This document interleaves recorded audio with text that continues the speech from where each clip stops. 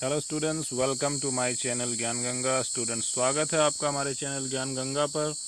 और last class में हमने ये steps involve in the extraction of metals from ores ये देख लिया था। अब हम स्टार्ट करने जा रहे हैं एनरिचमेंट ऑफ ओर्स। तो चलिए जानते हैं एनरिचमेंट ऑफ ओर्स का क्या मतलब होता है।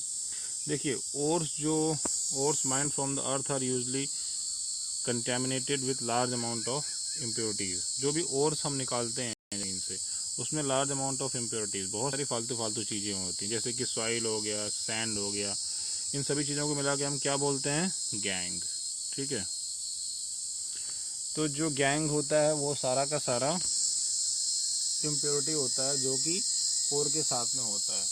ठीक, तो इस इम्प्योरिटी को हमें रिमूव करना होता है, निकालना होता है, ताकि हमें क्या मिल जाए? साफ सुथरी ओर मिल जाए। ठीक है, तो हमें इसको निकालना होता है prior to the extraction of the metal. Metal को निकालने से पहले इन सारी इम्प्योरिटीज को निकालना होता है। ठीक है, तो द प्रोसेस, कौन सी process? The process used for removal of gangue from the ores are based on differences between the physical and chemical properties of the gangue and the ore. और जो डिफरेंट टेक्निक्स हम use करते हैं उस हिसाब से उसको एम्प्लॉय करते हैं। ठीक है, यही होता है एनरिचमेंट ऑफ ओर्स। तो इसमें हम क्या करते हैं कि डिफरेंट प्रॉपर्टीज के बेस पे जो ओर और जो हम मतलब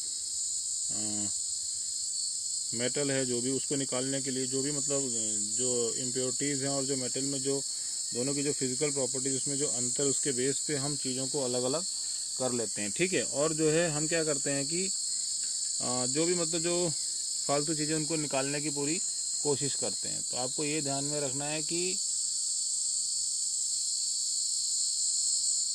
हम लोग जो है इसमें से फालतू चीज़ें निकाल देते हैं। तो डिफरेंट टेक्निक्स यूज़ करते हैं, डिफरेंट मेथड्स यूज़ करते हैं। तो फिजिकल प्रॉपर्टीज़ और केमिकल प्रॉपर्टीज का जो डिफरेंस होता है ओर और गैंग के बीच में, उसके बेसिस पे हम अलग अलग टेक्निक का यूज़ करते हैं। ठीक है,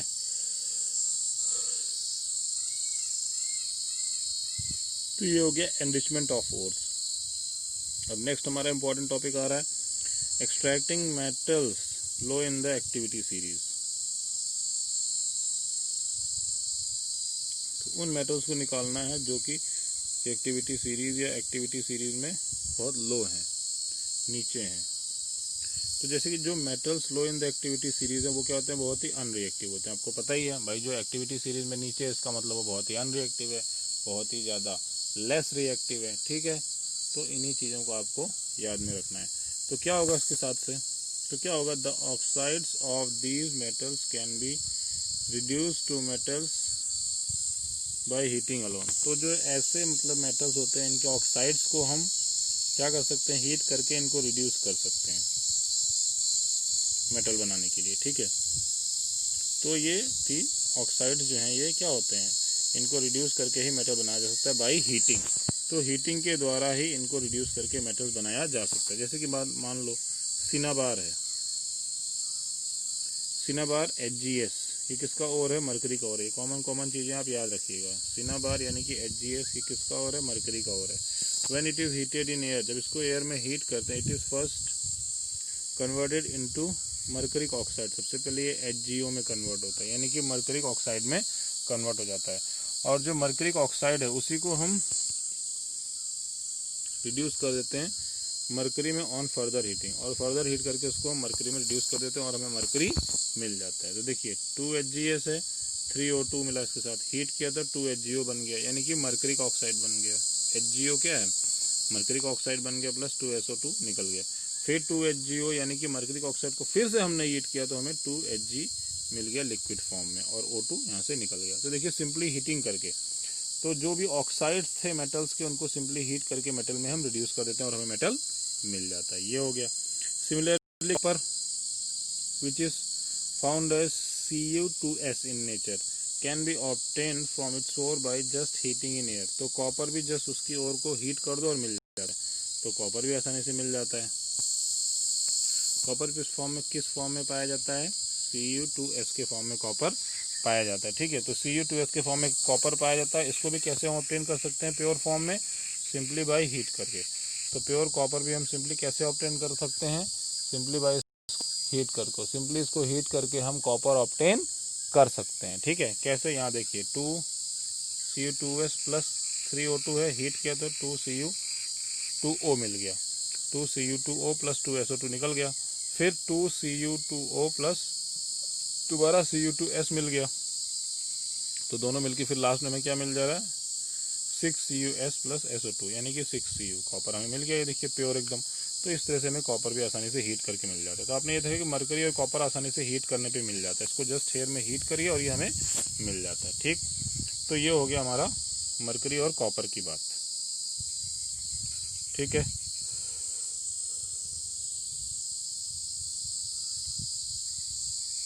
इसके बाद आ रहा है extracting metals in the middle of the activity series. अब मान लो वो मेटल्स जो middle of the activity series में आते हैं, जो ना कि बहुत ही लेस रिएक्टिव है ना कि बहुत ही ज़्यादा रिएक्टिव है, तो जो मिडिल में आते हैं, जब उनकी बात कर रहे हैं, तो जो मेटल्स होते हैं मिडिल में, जैसे कि आपका आयरन हो गया, जिंक हो गया, लेड हो गया, कॉपर हो गया, ये सब क्या है, ये मॉडरेटली रिएक्टिव होते हैं। ये क्या होते हैं, मॉडरेटली रिएक्टिव होते हैं। और यूजली ये प्रेजेंट होते हैं किस फॉर्म में, सल्फाइड्स के फॉर्म में, कार्बोनेट्स के फॉर्म में। ठीक है, तो मेनली किस फॉर्म में प्रेजेंट होते हैं, याद रखिएगा, सल्फाइड के फॉर्म में और कार्बोनेट के फॉर्म में प्रेजेंट होते हैं। ठीक है, तो ये मेनली सल्फाइड और कार्बोनेट के फॉर्म में प्रेजेंट होते हैं। तो it is easier to obtain a metal from its oxide as compare to its sulphides and carbonates. Oxide से निकालना तो बहुत आसान होता है, लेकिन सल्फाइड और कार्बोनेट से निकालना थोड़ा मुश्किल होता है। इसलिए क्या बोल रहा है कि प्रायर टू रिडक्शन से पहले क्या करना पड़ता है, मेटल सल्फाइड या कार्बोनेट को क्या करना पड़ता है, must be converted into metal oxide. इसलिए मेटल सल्फाइड या मेटल कार्बोनेट को हमें पहले ही किसमें कन्वर्ट करना पड़ता है, मेटल ऑक्साइड में। यानी कि मेटल सल्फाइड और मेटल जो कार्बन होते हैं, इनको हम सबसे पहले कन्वर्ट करते हैं मेटल ऑक्साइड में। ठीक है, और the sulphide ores are converted to oxide, और सल्फाइड ओर्स हैं वो ऑक्साइड में कैसे कन्वर्ट होते हैं, by heating strongly in the presence of excess air. इसको अगर हम हीट कर दें स्ट्रांगली, सल्फाइड ओर्स को अगर हम स्ट्रांगली हीट कर दें प्रेजेंस ऑफ एक्सेस एयर में, तो ये कन्वर्ट हो जाता है ऑक्साइड्स में। और इस प्रोसेस को क्या बोलते हैं, रोस्टिंग। याद रखना, ये कई बार पूछा जाता है व्हाट इज रोस्टिंग। तो आपको याद रखना है कि रोस्टिंग क्या होता है, वो प्रोसेस होती है जिसमें हम क्या करते हैं, जो सल्फाइड ओर्स होती हैं उनको कन्वर्ट करते हैं ऑक्साइड ओर में। ठीक है, क्या करते हैं, जो सल्फाइड ओर होती हैं उसको कन्वर्ट करते हैं ऑक्साइड ओर में by heating strongly in the presence of excess air. जब एक्सेस एयर के प्रेजेंस में स्ट्रांगली इसको हीट करके हम कन्वर्ट कर देते हैं, तो इसी प्रोसेस को क्या बोलते हैं, रोस्टिंग। तो सल्फाइड ओर को ऑक्साइड ओर में कन्वर्ट करना स्ट्रांगली हीट करके एयर के प्रेजेंस में, तो इसी को क्या बोलते हैं, रोस्टिंग। ठीक है, अब बोल रहे क्या,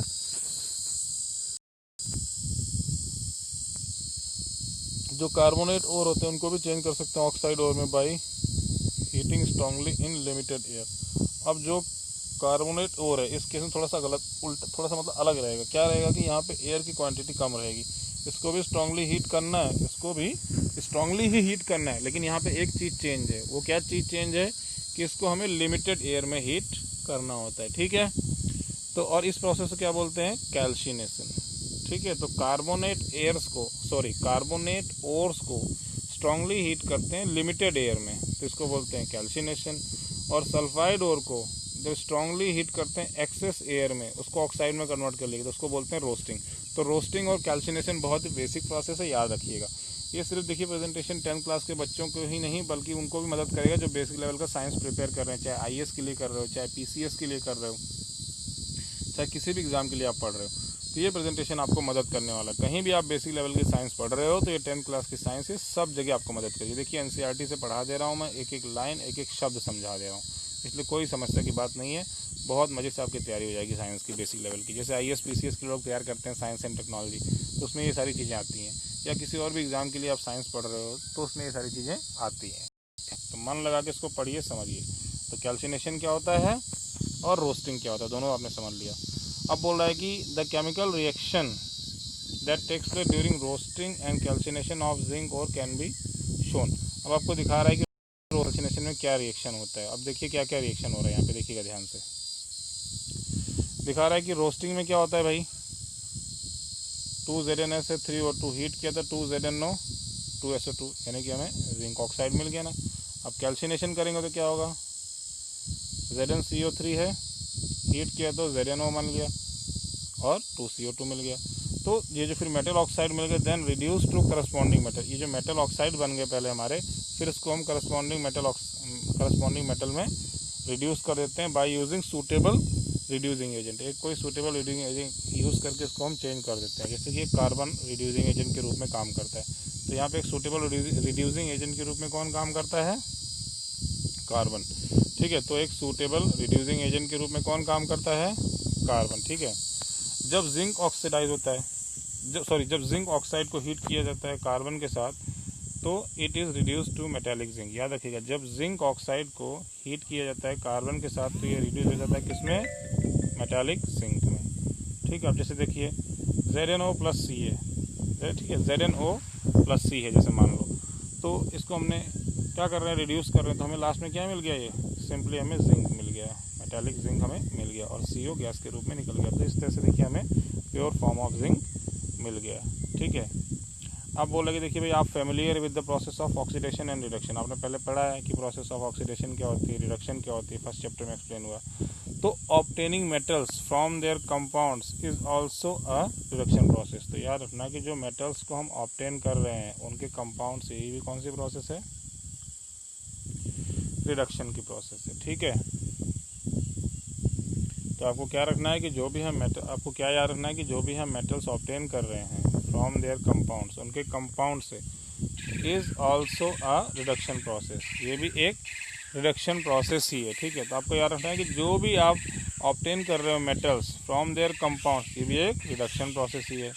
ठीक है, तो बोल रहा है कि बिसाइड्स यूजिंग कार्बन कोक के रूप में, इसको यूज़ करने के साथ साथ, मतलब to reduce metal oxide to metal, sometime displacement reaction can also be used. कभी कभी रिडक्शन की जगह, रिड्यूसिंग एजेंट की जगह हम डिस्प्लेसमेंट रिएक्शन का भी यूज़ करते हैं।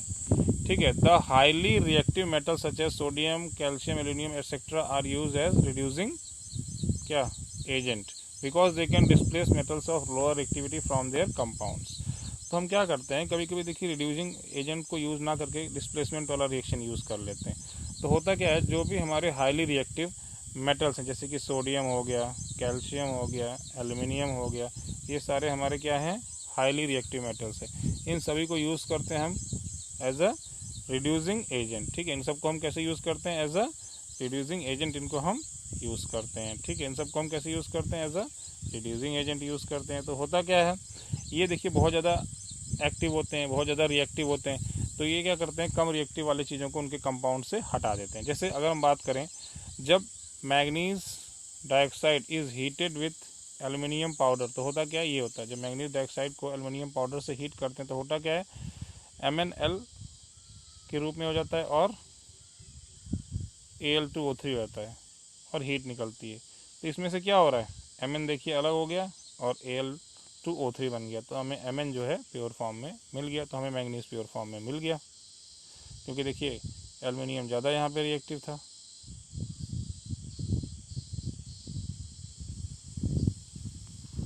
ठीक है, इस तरह से आप देख सकते हैं। अब बोल रहा है कि these displacement reaction are highly exothermic. देखिए जो डिस्प्लेसमेंट रिएक्शन होते हैं उसमें क्या होता है, एक मेटल दूसरे मेटल को डिस्प्लेस कर देता है, यानी कि जो ज़्यादा रिएक्टिव होता है कम रिएक्टिव को वो डिस्प्लेस कर देता है। तो डिस्प्लेसमेंट रिएक्शन में होता है क्या है कि ये बहुत ही हाईली एक्सोथर्मिक होते हैं। तो हाईली एक्सोथर्मिक होने का मतलब क्या है, हाईली एक्सोथर्मिक होने का मतलब ये है कि इसमें बहुत ज़्यादा हीट प्रोड्यूस होती है। ठीक है, the amount of heat evolve is so large that the metals are produced in molten state, और हीट इतनी ज़्यादा होती है इस तरह के एक्सोथर्मिक रिएक्शंस में। डिस्प्लेसमेंट रिएक्शंस जो होते हैं, ये जो डिस्प्लेसमेंट रिएक्शंस होते हैं ये बहुत ही एक्सोथर्मिक होते हैं, इसमें इतनी ज़्यादा हीट प्रोड्यूस होती है कि जो मेटल हमें मिलता है, जो प्रोड्यूस होता है वो मोल्टन स्टेट यानी कि पिघली हुई स्टेट में मिलता है। तो मेटल हमें किस स्टेट में मिलता है, पिघले हुए स्टेट में मिलता है। ठीक है, अब फिर भी बोल रहा है कि जो रिएक्शन होता है, जैसे आयरन का जो थर्ड फॉर्म ऑफ ऑक्साइड होता है Fe2O3 with aluminium is use to join railway track or cracked machine parts.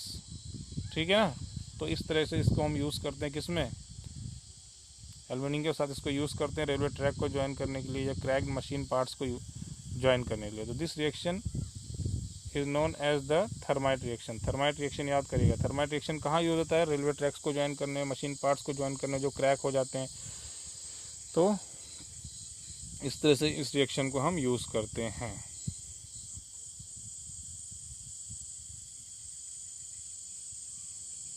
ठीक है, जैसे मान लो Fe2O3 सॉलिड में है, 2AlS है, तो होता क्या है, 2Fe हमें लिक्विड फॉर्म मिलता है। इतनी ज़्यादा हीट रिलीज होती है कि जब 2Fe है वो लिक्विड फॉर्म में मिलता है और Al2O3 बन जाता है और हीट प्रोड्यूस हो रही है। तो आप ये देखिए, इस तरह की रिएक्शन क्या बोलते हैं, थर्मिट रिएक्शन, थर्मिट रिएक्शन या थर्माइट रिएक्शन। ठीक है, ये होता है थर्माइट रिएक्शन, याद रखिएगा। देखिए जैसे यहाँ पे क्या होला, thermite process for joining railway tracks. देखिए रेलवे ट्रैक्स को कैसे वो ज्वाइन कर रहे हैं थर्माइट प्रोसेस के द्वारा। ठीक है, तो इसमें क्या हो रहा है कि मेटल हमें लिक्विड फॉर्म में मिल रहा है। क्यों लिक्विड फॉर्म में मिल रहा है, क्योंकि ये एक एक्सोथर्मिक रिएक्शन है और इसमें इतनी ज़्यादा हीट मतलब प्रोड्यूस हो रही है कि जो मेटल है वो लिक्विड फॉर्म में हमें मिल रहा है। ठीक है, तो ये हमने थर्माइट रिएक्शन या थर्मिट रिएक्शन भी जान लिया। ठीक है, इसके बाद नेक्स्ट टॉपिक आ रहा है extracting metals toward the top of the activity series. देखिए लो जो एक्टिविटी सीरीज में उनका हमने जान लिया पहले तो, फिर उसके बाद हमने जाना जो एक्टिविटी सीरीज में मिडिल में आते हैं, तो उसके बाद हम जानेंगे अब जो एक्टिविटी सीरीज में यानी कि रिएक्टिविटी सीरीज में जो टॉप पे आते हैं उनके बारे में हम जानेंगे। ठीक है, तो देखिए स्टूडेंट इसमें ज़्यादा नहीं बचा है, इसके बाद तो हमारा ये चैप्टर भी ख़त्म हो जाता है शायद। हाँ, तो ये आज के प्रेजेंटेशन में इतना ही पढ़ेंगे, फिर हम नेक्स्ट प्रेजेंटेशन में थोड़ा सा डिस्कस कर लेंगे। ठीक है, हम नेक्स्ट प्रेजेंटेशन में पढ़ेंगे extracting metals toward the top of the activity series. तो ये हम पढ़ेंगे नेक्स्ट प्रेजेंटेशन में। और फिलहाल जितना आपने भी पढ़ा है सारा का सारा पढ़िए, लिखिए, समझिए, याद करिए। वीडियो को 1 बार 2 बार 3 बार देखिए। वीडियो अच्छा लगे तो सबको शेयर कीजिए, किताब को रीड कीजिए, वीडियो को देखिए, सारे क्वेश्चन आंसर सॉल्व कीजिए, सब कुछ याद कीजिए। कोई भी डाउट हो तो पूछिए। 1 बार 2 बार 4 बार पढ़िए। देखिए आपको भी बहुत अच्छा बनना है, इस देश की सेवा करनी है। इस देश की सेवा करनी है तो उसके लिए आपको अच्छे से पढ़ना पड़ेगा, अच्छे से मेहनत करनी पड़ेगी, एक अच्छा इंसान बनना पड़ेगा, एक अच्छा पर्सनैलिटी बननी पड़ेगी, तभी आप इस देश के लिए कुछ अच्छा कर पाएंगे। अगर आप मेहनत से काम नहीं करेंगे तो आप कुछ भी नहीं कर पाएंगे, फिर आप छोटा मोटा ही कुछ कर पाएंगे। इस देश में अगर बड़ा योगदान करना चाहते हैं, इस देश के लिए कुछ अच्छा करना चाहते हैं तो मेहनत से पढ़िए, मन लगा के पढ़िए। ये सिर्फ 10th क्लास के बच्चों के लिए प्रेजेंटेशन नहीं है, ये प्रेजेंटेशन उन सभी के लिए जो भी बेसिक लेवल की साइंस पढ़ना चाहते हैं। और आप मुझे हमारे चैनल ज्ञान गंगा पर तो फॉलो कर ही सकते हैं यूट्यूब पर, और साथ ही साथ आप मुझे अनअकैडमी लर्निंग ऐप पर भी फॉलो कर सकते हैं। वहाँ भी मेरे बहुत सारे स्टूडेंट्स हैं, वहाँ मेरे पास 1200-1300 स्टूडेंट्स हैं, तो वहाँ भी आप मुझसे पढ़ सकते हैं और डिफरेंट एग्जाम्स के लिए आप प्रिपेयर कर सकते हैं। तो आप अनअकैडमी लर्निंग ऐप भी इंस्टॉल कर लीजिए, वहाँ भी मुझे संदीप कुमार नाम से फॉलो कर लीजिए। वहाँ भी मैं डिफरेंट सब्जेक्ट्स पढ़ाता हूँ, टीजीटी के लिए, पीजीटी के लिए, नेट के लिए, टेट के लिए, इंग्लिश, साइंस, हिंदी, बहुत कुछ पढ़ाता हूँ, बहुत सारे सब्जेक्ट्स पढ़ाता हूँ मैं, और डिफरेंट एग्जाम्स के लिए पढ़ाता हूँ। तो आप मुझे फॉलो कर लीजिए मेरे यूट्यूब चैनल ज्ञान गंगा पर और मेरी अनअकैडमी लर्निंग ऐप की प्रोफाइल संदीप कुमार पर। तो इन दोनों जगहों पर मैं आपको फ्री ऑफ कॉस्ट सब कुछ पढ़ा रहा हूँ और आपकी पूरी मदद करूँगा जो भी आप एग्ज़ाम क्लियर करना चाहते हैं। एग्ज़ाम तो क्लियर चलो होता रहता है ना, सबसे पहले तो मैं आपको एक अच्छा इंसान बनने के लिए मदद करूँगा, ताकि एक अच्छे इंसान बन के इस देश की सेवा कर सके। हमारा सबसे बड़ा धर्म है सेवा, बोलते ना सेवा परमो धर्मा, सेवा सबसे बड़ा धर्म है। तो मेहनत करके इसलिए पढ़ो कि इस देश की सेवा कर सको, मानवता की सेवा कर सको, इंसानियत की सेवा कर सको, अपने देश की सेवा कर सको, अपने परिवार की और अपनी तो फिर अच्छी अपने आप ही हो जाएगी ना। यही ध्यान में रखना है कि मेहनत से पढ़ना है, पूरी ईमानदारी से काम करना है, जो भी काम करना है पूरी निष्ठा के साथ, पूरी ईमानदारी से करना है। So you have to keep one thing in your mind, that you have to work with your hard work, honesty, dedication, determination and truthfulness and all these things, the spirit of service to your nation in your heart. Only then you will become a successful person in your life. So keep in your mind that you have to have a spirit of service to your nation so that you can become a good personality, so that you can do service to the human being, so that you can do service to the humanity. तो students हम next presentation में मिलेंगे, extracting metals toward the top of the activity series. मिलते हैं next presentation में। Thank you.